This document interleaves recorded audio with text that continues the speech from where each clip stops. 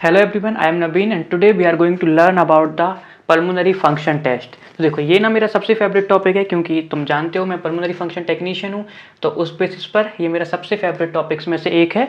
अब जब हम पल्मोनरी फंक्शन टेस्ट का नाम सुनते हैं तो हमारे माइंड में जो सबसे पहली चीज़ आती है वो आती है स्पायरोमेट्री, लेकिन ऐसा नहीं है। पल्मोनरी फंक्शन टेस्ट के अंतर्गत ओनली स्पायरोमेट्री नहीं आती, इसके अंदर कई सारे टेस्ट होते हैं जो बेसिकली इंडिया में तो अभी कुछ टेस्ट तो ऐसे हैं जो इंडिया में परफॉर्म ही नहीं होते हैं या केवल ऑर्डिनरी बेसिस पर कहीं कहीं पर हो रहे हैं। तो इन सभी टेस्ट के बारे में हमें जानेंगे। यहाँ पे 11 मेजर टेस्ट को मैंने लिया है, इसके अलावा भी और कई टेस्ट होते हैं जिनके बारे में हम डिस्कस करेंगे।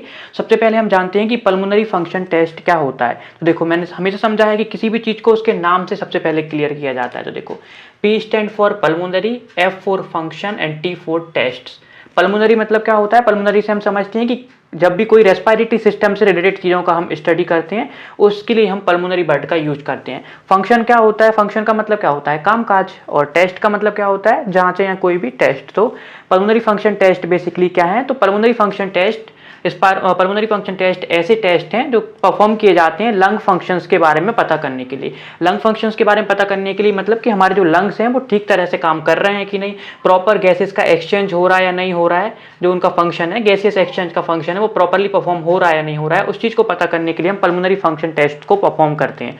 तो आई होप तुम समझ गए होगे कि पल्मोनरी फंक्शन टेस्ट क्या है। देखो एक ब्रॉड टॉपिक होने वाला है क्योंकि देख रहे हो 11 टेस्ट है यहाँ पर, एक सिंगल टेस्ट ही अगर बेसिकली हम देखें तो 3 से 4 लेक्चर ले सकता है। तो एक बहुत बड़ा स्पायरोमेट्री का ही नहीं, पूरे पल्मोनरी फंक्शन टेस्ट का एक बहुत बड़ा एक सीरीज होने वाली है। तो इसको हम धीरे धीरे से हर चीज़ को कवर करेंगे और मुझे उम्मीद है कि इस कंप्लीट सीरीज के बाद में स्पायरोमेट्री से रिलेटेड या किसी भी पल्मोनरी फंक्शन टेस्ट रिलेटेड कोई भी डाउट तुम्हारे माइंड में नहीं बचेगा। अगर फिर भी कोई डाउट होता है तो हम इसको फर्दर लेक्चर्स में डिस्कस करेंगे। कमेंट सेक्शन के थ्रू तुम मुझे बता सकते हो कि क्या डाउट है।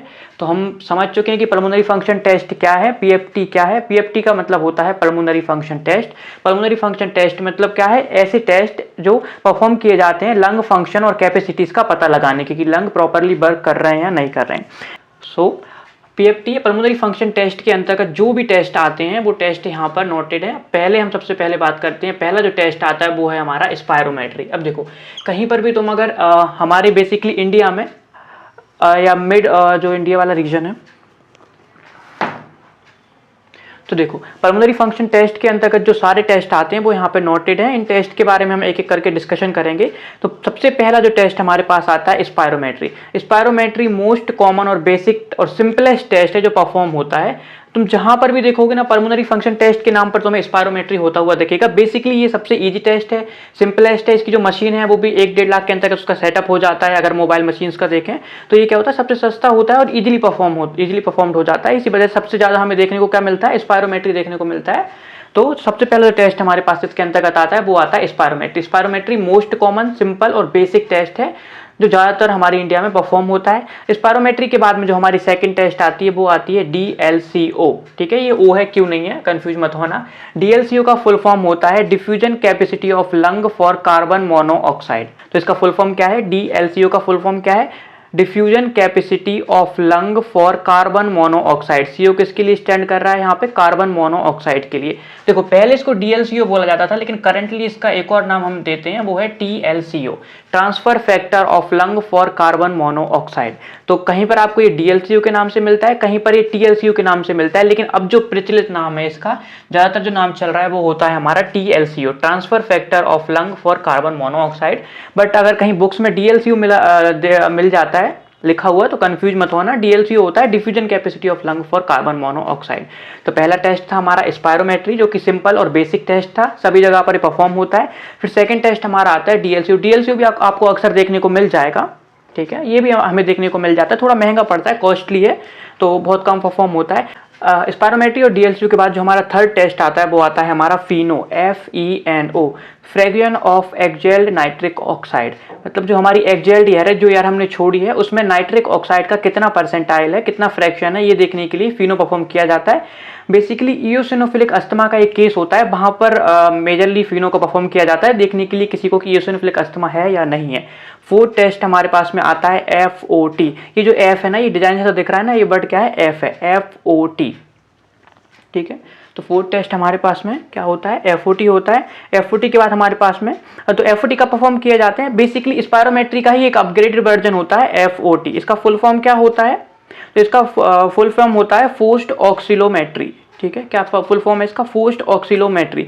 इसको कहीं कहीं पर इम्पल्स ऑक्सीलोमेट्री भी बोला जाता है, जो हमारा FOT है उसको, तो ये भी परफॉर्म किया जाता है। स्पायरोमेट्री से थोड़ा ज़्यादा एडवांसमेंट है इसमें, जो हमारा FOT है इसमें क्या है, स्पायरोमेट्री से ज़्यादा एडवांसमेंट होते हैं। तो इससे हमें इसके बारे में ज़्यादा पता चल जाता है अगर कोई डिसीज होती है, रेस्पिरेटरी डिसीजेस होती हैं, और लोअर एयरबेस में कोई अगर डिसीजेस होती हैं, स्मॉलर एयरबेस में अगर कोई डिसीजेस होती हैं, तो उनके बारे में अगर हमें ज़्यादा गहराई से पता करना है तो उसके लिए FOT परफॉर्म किया जाता है। नेक्स्ट टेस्ट हमारे पास आता है PEFR, peak expiratory flow rate. सबसे सिंपल, बेसिक और कहा जाए तो अनकॉस्टली टेस्टों में से एक होता है।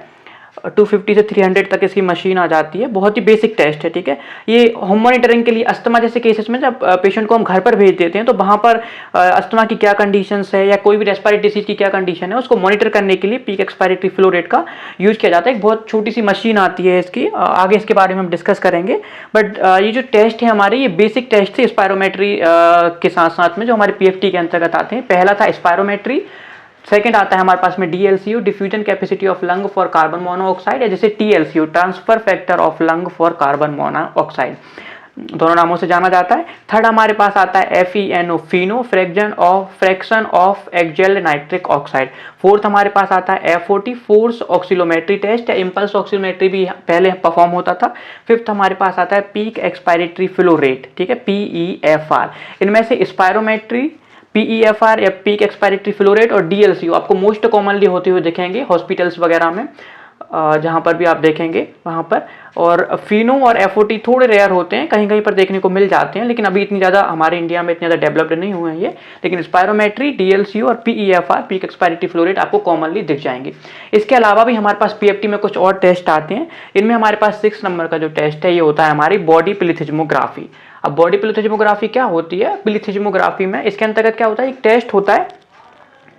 इसमें क्या होता है, पूरा बॉक्स होता है जिसके अंदर पेशेंट रहता है और उसके बेसिस पर जो बॉक्स का प्रेशर होता है उसके बेसिस पर लंग प्रेशर को कैलकुलेट किया जाता है। थोड़ा सा एक कॉम्प्लिकेटेड टेस्ट है, complicated in terms of technical knowledge. हाँ, टेक्निकल नॉलेज के बेसिस पर कॉम्प्लिकेटेड हो सकता है, वैसे कोई इतना कॉम्प्लिकेटेड नहीं होता है और बहुत रेयरली परफॉर्म देखने को मिलता है।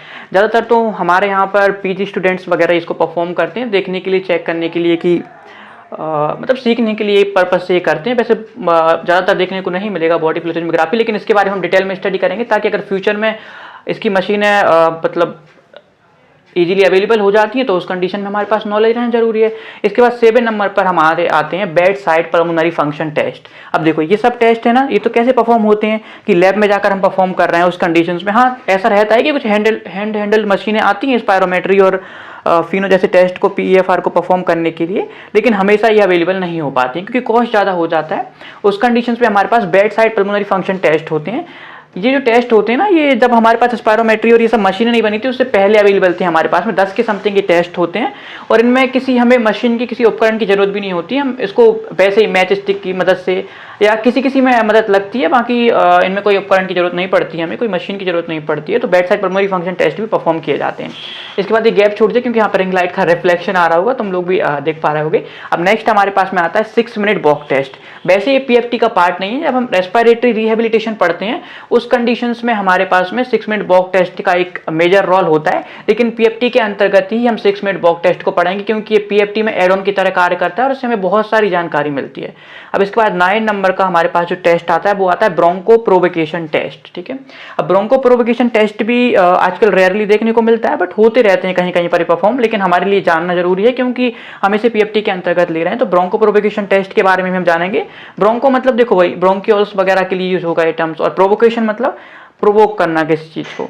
ठीक है, अब 10 नंबर पर हमारे पास जो टेस्ट आता है वो आता है हमारा कार्डियो पल्मोनरी एक्सरसाइज टेस्टिंग। ये भी आजकल कॉमन हो गया है, ज़्यादातर हमारे इंडिया में तो देखो ज़्यादातर एम्स वगैरह में टेस्ट देखने को मिलती हैं। कोई बहुत बड़ा रेस्पिरेटरी सेंटर होगा वहाँ पर ये टेस्ट देखने को मिलेंगे क्योंकि इसमें मशीनरी बहुत ज़्यादा यूज होती है। कार्डियो पल्मोनरी एक्सरसाइज टेस्टिंग, देखो कार्डियो क्या, हार्ट के लिए यूज होगा, पल्मोनरी ब्लड हमारे लंग्स के लिए, रेस्पिरेटरी सिस्टम के लिए यूज होगा, और एक्सरसाइज टेस्टिंग बेसिकली इसमें एक ट्रेडमिल टाइप स्ट्रक्चर होता है जिसपे पर्सन को क्या करनी होती है, एक्सरसाइज करनी होती है, और ढेर सारे उसमें लीड्स वगैरह होती है जिसको हम जगह जगह पर प्लेस करते हैं और उसके दौरान पर उसकी जो एक्टिविटी होती है उसे मॉनिटर करती हैं।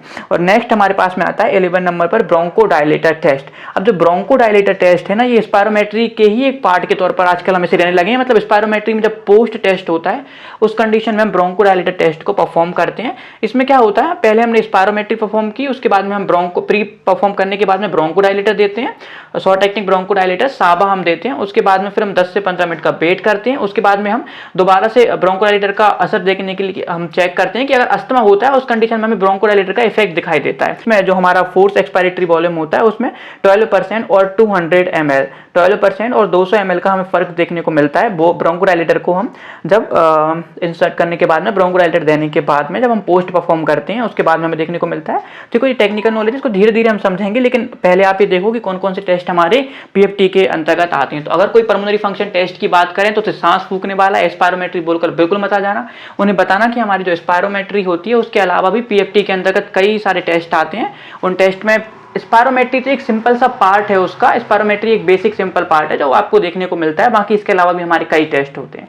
तो एक बार हम दोबारा से देखते हैं कि ये सारे क्या हैं। तो पहला हमारे पास आता है पीएफटी। पीएफटी का मतलब क्या होता है, पल्मोनरी फंक्शन टेस्ट। ठीक है, पल्मोनरी मतलब हमारे रेस्पिरेटरी सिस्टम से रिलेटेड, फंक्शन का मतलब होता है उसके कार्य, और टेस्ट का मतलब होता है जांचें। तो ऐसी जांचें हैं, ऐसे टेस्ट जो हमारे रेस्पिरेटरी सिस्टम के फंक्शन, लंग फंक्शंस को, कैपेसिटीज को चेक करने के लिए किया जाता है कि वो प्रॉपर फंक्शन कर रहे हैं या नहीं, उस चीज को बोला जाता है pulmonary function test. Basically lab में परफॉर्म किए जाते हैं। सबसे अच्छी बात है कि सारे टेस्ट नॉन इन्वेसिव है। नॉन इन्वेसिव का मतलब इसमें कोई भी इन्वेशन नहीं होता है बॉडी के अंदर।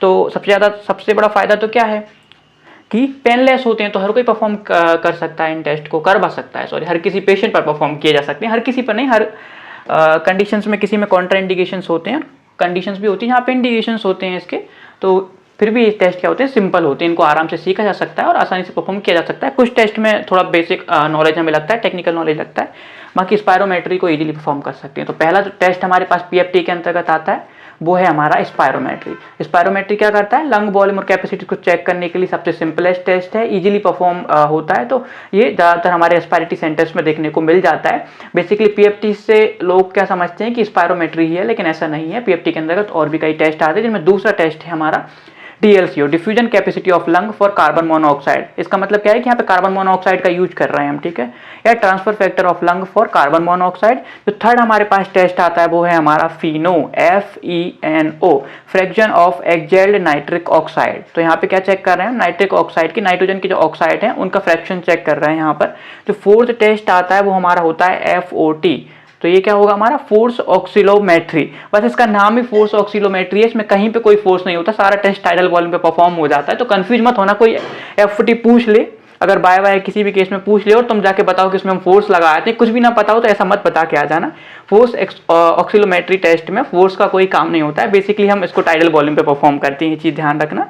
इसको इम्पल्स ऑक्सीलोमेट्री भी पहले यहाँ पे परफॉर्म होता था FOT की जगह पर। और फिफ्थ टेस्ट जो हमारे पास आता है PEFR, peak expiratory flow rate. ठीक है, अब इसके बाद जो 6 नंबर पे हमारा टेस्ट है वो क्या है, बॉडी प्लीथिज्मोग्राफी। इसको अच्छे से पढ़ लेना, किसके नाम में बहुत लोग कंफ्यूजन होते हैं। बॉडी प्लीथिज्मोग्राफी अलग अलग करके पढ़ना, PLE प्ली, TH/S थिस, MOMO ग्राफी। प्लीथिज्मोग्राफी क्या है, बॉडी प्लीथिज्मोग्राफी। इसमें किसका यूज होता है, बॉडी बॉक्स का यूज होता है एक। अब 7 नंबर पे हमारे पास जो टेस्ट आता है, इसकी मशीनें बहुत महंगी आती है, पता है। बॉडी प्लीथिज्मोग्राफी का जो सेटअप पड़ता है ना, बहुत ज़्यादा महंगा पड़ता है। और जो 7 नंबर पे हमारे पास टेस्ट है ये है bed side pulmonary function test. तो 9 से लेकर 10 तक के टेस्ट होते हैं। ये भी हमारा जो PEFR है ये भी हमारा bed side pulmonary function test के अंतर्गत आ सकता है, क्योंकि ये भी हम बेड साइड परफॉर्म कर सकते हैं। तो bed side pulmonary function test भी हमारे पास अवेलेबल है। ये स्पायरोमेट्री से पहले से अवेलेबल है, जब मशीनें नहीं बनी थी ना तब इनका यूज भी होता था। फिर हमारे पास आता है next 6 minute walk test. Basically हम इसको PFT के पार्ट्स के अंतर्गत इसलिए ले रहे हैं क्योंकि ये PFT में एड ऑन की तरह काम करता है। 6 मिनट मतलब 6 का क्या है यहाँ पे, 6 मतलब 6 मिनट के लिए वॉक टेस्ट। वॉक टेस्ट मतलब चलना है, बेसिकली समझ सकते हो। इसमें 6 मिनट के लिए पेशेंट को हम क्या कराते हैं, चलाते हैं उसको एक स्ट्रेट पाथवे पर, 100 मीटर पाथवे पर हम उसको चलाते हैं और उसकी एक्टिविटीज को नोट डाउन करते हैं। फिर 9 नंबर पे जो हमारे पास आता है वो आता है ब्रोंको प्रोवोकेशन टेस्ट। ये टेस्ट थोड़ा सा खतरनाक है, तो इसके लिए बहुत टेक्निकल नॉलेज की जरूरत पड़ती है, तो ऐसे मत परफॉर्म करने बैठ जाना जब तक सही से ना आए। तो नेक्स्ट हमारे पास क्या है, ब्रोंको प्रोवोकेशन टेस्ट। और अगला टेस्ट हमारे पास जो 10 नंबर पे आता है वो है cardio pulmonary exercise testing. Cardio मतलब हार्ट, पल्मोनरी मतलब रेस्पिरेटरी सिस्टम, एक्सरसाइज मतलब, एक्सरसाइज को क्या बोलते हैं हिंदी में, एक्सरसाइज ही बोलते हैं, चलो एक्सरसाइज टेस्टिंग। तो कार्डियो पल्मोनरी एक्सरसाइज टेस्टिंग ये क्या परफॉर्म करते हैं, जब हमें रेस्पिरेटरी और कार्डियक दोनों से रिलेटेड एक्सरसाइज पे क्या इफेक्ट होता है, एक्सरसाइज के बाद कार्डियो पल्मोनरी क्या चेंजेस होते हैं, उनको देखने के लिए हम cardio pulmonary exercise testing perform करते हैं। और हमारे पास नेक्स्ट आता है ब्रोंकोडायलेटर टेस्ट, ठीक है। 11 नंबर पे जो हमारे पास टेस्ट है वो ब्रोंकोडायलेटर टेस्ट है सॉरी। तो इसमें क्या होता है, हम ब्रोंकोडायलेटर इंसर्ट करते हैं, ब्रोंकोडायलेटर देते हैं मेडिसिन के फॉर्म में, और उसके बाद में हम स्पायरोमेट्री में अदर टेस्ट इसमें चेंज देखते हैं। वो सबके लिए अलग अलग क्राइटेरिया होता है। देखो जब हम ब्रोंको प्रोवोकेशन टेस्ट परफॉर्म करते हैं तो उसमें भी हम अलग अलग चीज़ों में चेंजेस देखते हैं। तो इस तरीके से कुछ टेस्ट होते हैं जिनमें टेक्निकल नॉलेज बहुत ज़्यादा हमें लगता है। जैसे कि हमारा ब्रोंको प्रोवोकेशन हो गया है, तो इसमें क्या इशू हो सकते हैं पेशेंट को, तो वहाँ पे बहुत सारी चीज़ों की हमें जरूरत पड़ेगी। उसी तरह हमारे पास में कार्डियोपल्मोनरी एक्सरसाइज टेस्टिंग कर रहे हैं, तब वहाँ पे भी एक अच्छा खासा सेटअप लगता है। तो इस तरह हमारे पास में पल्मोनरी फंक्शन टेस्ट, ये जो हमारी थी पल्मोनरी फंक्शन टेस्ट की एक लिस्ट थी कि इसके अंतर्गत हम कौन कौन से टेस्ट आते हैं और कौन कौन से टेस्ट इसमें हम परफॉर्म कर सकते हैं। और देखो अब हम कल से ना स्पायरोमेट्री के बारे में डिस्कशन करना शुरू करेंगे, बहुत डीपली हम जाएंगे, कोशिश करेंगे कि मैक्सिमम जो भी कंटेंट मेरे पास में वो सारा कंटेंट तुम लोगों को प्रोवाइड कर सकूं। मैं बहुत सारा मेरे पास में इसका कंटेंट है। अप्रोक्सीमेटली अगर मैं इन सारी चीज़ों की क्लासेस बनाने बैठ जाऊँ ना तो मुझे 25 से 30 लेक्चर में भी पूरा कंप्लीट नहीं कर सकता हूँ मैं, अगर आधे घंटे का पर लेक्चर हो तब भी। लेकिन फिर भी हम कोशिश करेंगे कि कम से कम लेक्चर्स में तुम लोगों को बोर किए बिना ये सारा कंटेंट तुम्हें प्रोवाइड कर सकूँ।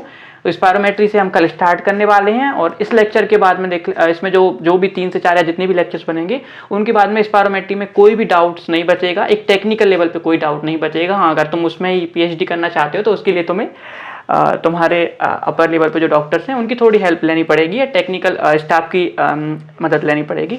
बाकी स्पायरोमेट्री का जो भी मेरे पास कंटेंट है वो मैं तुम्हें प्रोवाइड कर दूंगा। तो thank you for watching this video. और अगर अभी भी कोई कन्फ्यूजन हो, कुछ छूट रहा हो तो तुम ऐड ऑन करा सकते हो उस टेस्ट को। इसके अलावा भी टेस्ट होते हैं, लेकिन हम अभी तक इन्हीं के बारे में डिस्कशन करेंगे, क्योंकि इसके बाद तुम पूरे भारत में जाकर टेस्ट परफॉर्म कर सकते हो। कहीं पे तुम्हें ऐसा नहीं मिलेगा कि इसके अलावा कोई और टेस्ट परफॉर्म हो रहा है। लेकिन फिर भी अगर कुछ तुम्हें लगता है कि कोई टेस्ट छूट रहा है, यहाँ पर इस लिस्ट में अवेलेबल नहीं है, तो कमेंट सेक्शन में उसके बारे में बता देना, हम उसको भी इसमें ऐड कर लेंगे और उसके बारे में भी प्रॉपर डिस्कशन करेंगे, प्रॉपर नॉलेज लेंगे उस टेस्ट का भी। So thank you for watching this video, और नेक्स्ट लेक्चर में जरूर लौट कर आना।